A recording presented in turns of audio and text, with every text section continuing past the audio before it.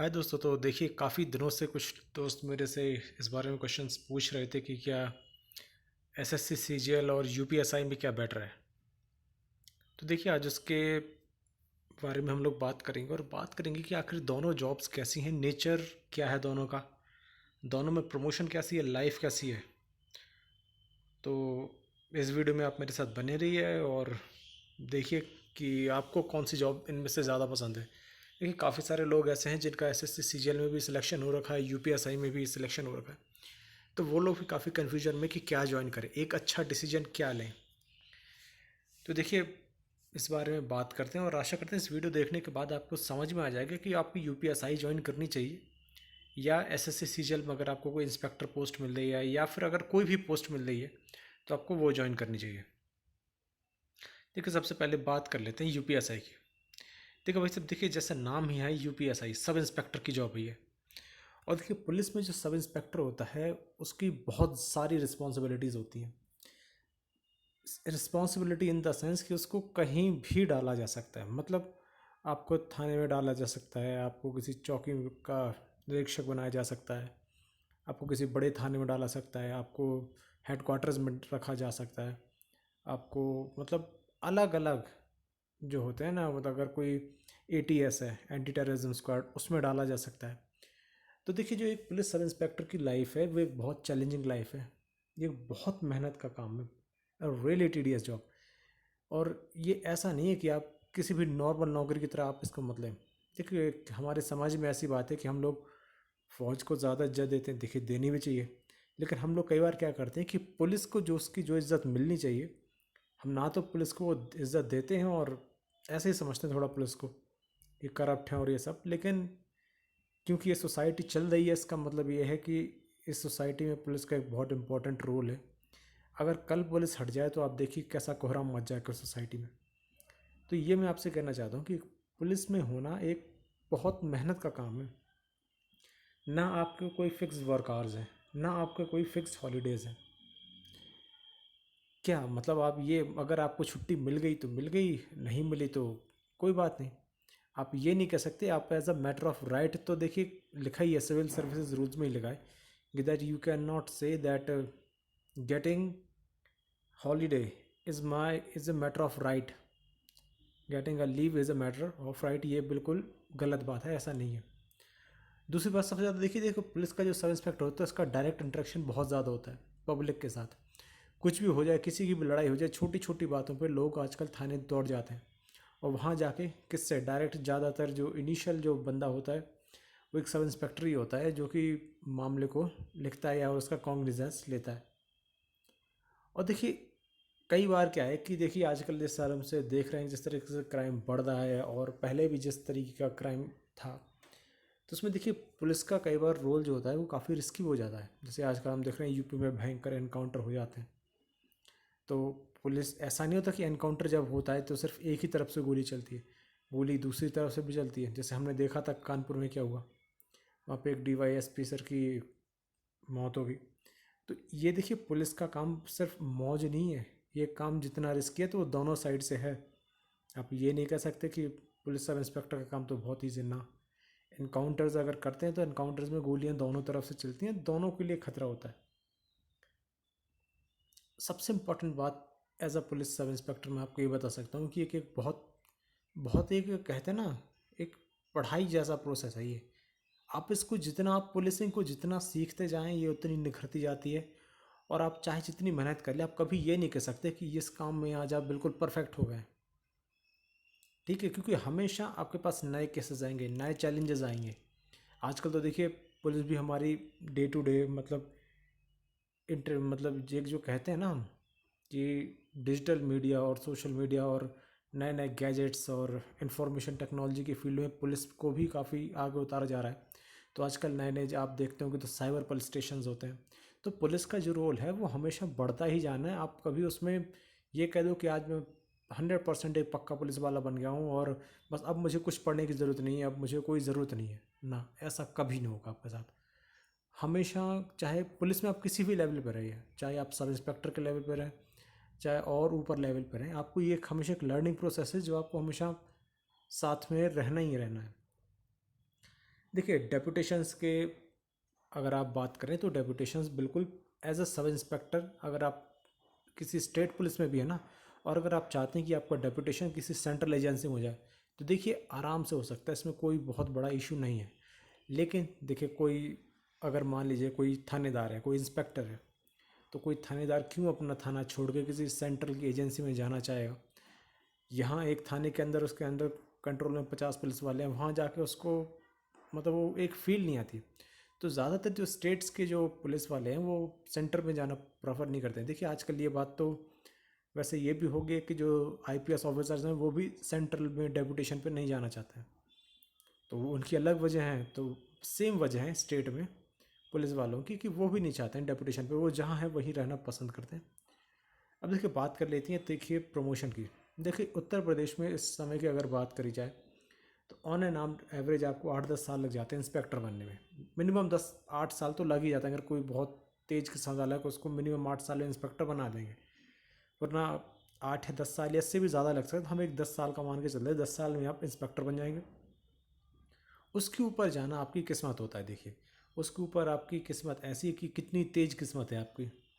आपने मतलब ऊपर वैकेंसी खाली है, आपकी एसीआर सही है, आप पे कोई केस वेस तो नहीं चल रहा है, अगर सब कुछ चीज़ें देखा जाए तो आपको फिर आपकी सर्विस के 22 या मतलब ये मान के चलिए 25-26 साल की सर्विस में शायद कई लोगों को डीएसपी की रैंक पे प्रमोट कर दिया जाता है। और देखिए कई बार होता क्या है कि पुलिस सब इंस्पेक्टर में क्योंकि एज 28 ईयर्स की होती है, तो अगर कोई आदमी 28 साल की एज में ही लगा है और अगर उसके पास सर्विस की ईयर्स ही कम है तो उनके चांसेस कम होते हैं। तो जो यंग एज में लगते हैं, जो 24-25 में लग जाते हैं, तो उनके पास थोड़ा ये होता है कि वो अगर बने तो एक लंबा टेन्योर एज अ डीएसपी काट सकते हैं, ये नहीं है। और देखिए कुछ चुनिंदा जो बहुत ही मतलब बेस्ट ऑफ द बेस्ट होते हैं, देखिए उनके लिए हम कह सकते हैं कि वो आउट ऑफ टर्न प्रमोशंस भी ले लेते हैं और कई बार तो वो बहुत अच्छे रैंक पर भी पहुंच जाते हैं, एडिशनल एसपी की रैंक तक भी पहुंच जाते हैं।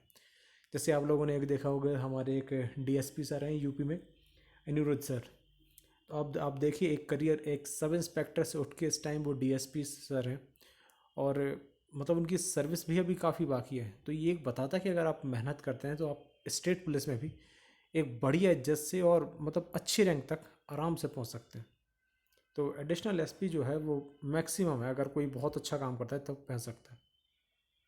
बात करते हैं देखिए एसएससी सीजीएल की, देखिए हम एक्साइज इंस्पेक्टर की बात करते हैं। देखिए सबसे पहली बात तो ये होता है कि एक्साइज इंस्पेक्टर में सबसे शानदार बात सेंट्रल गवर्नमेंट की जॉब है, 2 दिन छुट्टी है।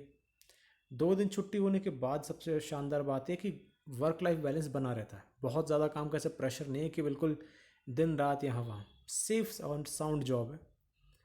कई बार क्या होता है कि जैसे आप किसी एक सेक्शन में काम कर ले तो फिर आपको पता चल जाता है कि यहाँ पे ये काम है और ऐसा काम मुझे करना है। तो एक क्या एक रिपीटेटिव नेचर का काम है, आपको अलग अलग सेक्शन में आप सब में काम कर लो, उसके बाद घूम फिर के अगर आप फिर से पहले ही सेक्शन में जहाँ आपने पहली बार काम किया तो वहाँ पर आओ तो आपको पता हो रहता है कि काम क्या है और क्या करना है। तो नेचर ऑफ वर्क मतलब थोड़ा एक मोनोटोनस सा है। पुलिस की तरह इसमें डेली चैलेंजेस बहुत कम आते हैं, और अगर आते हैं भी तो तब आते हैं जब सरकार कोई नया रूल्स या रेगुलेशन फ्रेम कर देती है, तब रेगुलेशन मतलब दिक्कत आती है। और देखिए अगर आप देखा जाए कि अगर सेंट्रल एजेंसी में अगर कोई एक्साइज इंस्पेक्टर को जाना चाहते हैं तो देखिए एक्साइज इंस्पेक्टर आराम से किसी भी सेंट्रल गवर्नमेंट की एजेंसी में डेपुटेशन जा सकते हैं, स्पेशली सीबीआई में, सीबीआई में या एनआईए में। देखिए वहाँ पे अगर आप चार्टर में पढ़ो तो वहाँ पे लिखा होता है कि that those who are working in the central government agencies or in the departments of the central government in the rank of inspector or and above, तो वो लोग अगर चाहें तो सीबीआई में एज अ इंस्पेक्टर भी ज्वाइन कर सकते हैं। अगर आपने ये 5-6 साल की सर्विस के बाद अगर आप विलिंग है तो डेपुटेशन आती रहती हैं, आप जब चाहे तब उसमें जा सकते हो, तो ये कोई बहुत बड़ा इशू नहीं है। देखिए अब बात करते हैं प्रमोशन की। देखिए प्रमोशन अगर बात करें तो एसएससी सीजीएल की जॉब्स में कंपैरिजन टू स्टेट गवर्नमेंट अच्छे हैं, इसमें कोई शक नहीं है। देखिए 6 से 8 साल लग जाते हैं आपको एक्साइज इंस्पेक्टर से सुपरिटेंडेंट बनने में। देखिए अब मैं मैक्सिमम मान के चलता हूँ, हम ये नहीं सोच के चलते कि भैया 4 साल में आप बन ही जाएंगे, हम एक एक्सटेंशन ही मान के चलते कि 4 साल में आप बन जाएंगे। जैसे आप मान लीजिए 6 साल में अगर आप सुपरिटेंडेंट बन गए, 6 साल में सुपरिटेंडेंट बनने के बाद आपने एज ए सुपरिटेंडेंट 4 साल काम किया तो 10 साल की सर्विस के बाद आपको लेवल 9 चंगन ग्रेड पे मिल जाता है, नॉन फंक्शनल अपग्रेडेशन आपको हो जाता है। और जब चंगन ग्रेड पे में आ जाए तो आपकी सैलरी बहुत अच्छी बनती है। तो पैसे का कभी कोई क्रंच होता नहीं है। उसके बाद अगर आप काम करते रहे और अगर आप, क्योंकि एक्साइज इंस्पेक्टर्स जो होते हैं या कस्टम में, तो वैकेंसी तो मतलब ज़्यादा आती है। आप देखते हो एसएससी सीजीएल के थ्रू हर साल 1,500-2,000 बंदे भरे जाते हैं और जो उनकी स्ट्रेंथ है वो भी काफ़ी ज़्यादा है। तो होता क्या है कि यहाँ से फिर जो नेक्स्ट प्रमोशन असिस्टेंट कमिश्नर का उसमें टाइम लग जाता है। हम मान के चलते हैं कि 12 साल। तो 12 साल के अंदर अगर आप बन गए तो आपकी 22 साल की सर्विस में आपको आईआरएस कैडर मिल गया। 22 साल की सर्विस में अगर आपको आईआरएस कैडर मिल गया तो वहाँ से आप ये मान के चलिए 4 या 5 साल लगते हैं आपको नेक्स्ट प्रमोशन में। तो असिस्टेंट कमिश्नर और मैक्सिमम डिप्टी कमिश्नर आज के टाइम पे यही है। मतलब ज़्यादातर अगर आज का ट्रेंड देखा जाए तो यहीं तक हैं जो बच्चे पहुंच सकते हैं। इससे ऊपर जाना मतलब कस्टम्स में थोड़ा मुश्किल है, इनकम टैक्स में थोड़ा आसान है। इनकम टैक्स डिपार्टमेंट में फिर भी अगर हो तो बंदा इससे भी एक रैंक ऊपर जॉइंट कमिश्नर तक पहुंच सकता है, लेकिन आईआरएस में थोड़ा मुश्किल ज़्यादा हो जाता है। अब देखिए बात करते हैं, एक हम कंपैरेटिव बात करते हैं दोनों डिपार्टमेंट की। देखिए अगर मैं आपको बताऊं तो एक स्टेट का जो डीएसपी होता है, डीवाईएसपी, और अगर उसी स्टेट में अगर आपका कोई आईआरएस ऑफिसर है, तो देखिए अगर हम एक पब्लिक परसेप्शन की बात करें ना, तो पब्लिक परसेप्शन में हमेशा एक डीएसपी को ही लोग ज़्यादा प्रेफर करते हैं, क्योंकि ये एक ऐसी जॉब है जो, हाँ, जो आपको दिखती है, आपका डायरेक्ट लोगों से कंट्रोल हो, मतलब कंट्रोलिंग अट्रैक्शन, वो आपका डायरेक्ट लोगों से इंटरेक्शन होता है। आप लोगों की बातें सुनते हैं और एक सचमुच एक जो चेंज होता है वो आप ला सकते हैं। कोई किडनैप हो गया, कहीं कुछ हो गया, कहीं कोई फाइनेंशियल फ्रॉड हो गया किसी की, तो एक डीएसपी होना एक बहुत बड़ी बात है। जो डीएसपी के जो पावर्स हैं और जो पब्लिक स्टैंडिंग है, एटलीस्ट यूपी जैसे स्टेट्स में, वहाँ आपको शायद आईआरएस ऑफिसर्स हैं उनको लोग ज़्यादा जाने या ना जाने, शायद जो व्यापारी वर्ग है वही जाने, लेकिन एक डीएसपी को एक बच्चा बच्चा जानता है कि डीएसपी ये है, तो मतलब एक अपने आप में जो ऑरा है, जो रुतबा है, वो डीएसपी का ज़्यादा है। वही बात कर लेते हैं जैसे सब इंस्पेक्टर की। देखिए आप सब इंस्पेक्टर बनकर जाइए ना यूपीएसआई में, और अगर आप कोई जीएसटी इंस्पेक्टर बन के जाइए, देखिए स्टेट में पुलिस बहुत पावरफुल होती है, उनके पास हर टाइप के राइट होते हैं, उनके पास बहुत सारी पावर्स होती हैं। तो स्टेट में तो आप ये मान के चलिए सर्वसर्वा हैं वो, जो, क्योंकि इन्वेस्टिगेटिंग ऑफिसर होता है सब इंस्पेक्टर, तो जहाँ से आप इन्वेस्टिगेटिंग ऑफिसर बन जाते हैं और उसके बाद जब आपकी रिपोर्ट्स लगती हैं तो वो बहुत मैटर करती हैं। तो मेरे हिसाब से अगर जो लोग एक ऐसी ज़िंदगी देखना चाहते हैं जहाँ पर उनको मतलब एक होता है ना तगड़ी, मतलब एक टफ लाइफ, जो एक इजी लाइफ नहीं चाहते हैं, कि मतलब काफ़ी सारे लोग होते हैं ऐसे, देखिए जो लोग फ़ौज में जाते हैं या हम देखते हैं ना कि फ़ौज में अफसर जाते हैं, हमें लगता है बहुत इजी लाइफ है, नहीं बहुत टफ लाइफ है वो। तो ऐसे काफ़ी सारे लोग होते हैं जो जिनको थोड़ी टफ सी लाइफ पसंद होती है। अगर आप एकदम मतलब नहीं चाहते ना कि एकदम ईजी लाइफ, मतलब जो बस चल रहा है चलने दो, तो फिर आप सब इंस्पेक्टर ज्वाइन करिए। अगर आप चाहते हो नहीं मुझे आगे तैयारी व्यारी करनी है और अभी मैं मतलब आगे प्रिपरेशन के फेज़ में हूँ, तो देखिए आप जीएसटी इंस्पेक्टर ज्वाइन कर लीजिए। जीएसटी इंस्पेक्टर या एसएससी सीजीएल की कोई भी पोस्ट ज्वाइन कर लीजिए अगर आपको आगे तैयारी करनी है।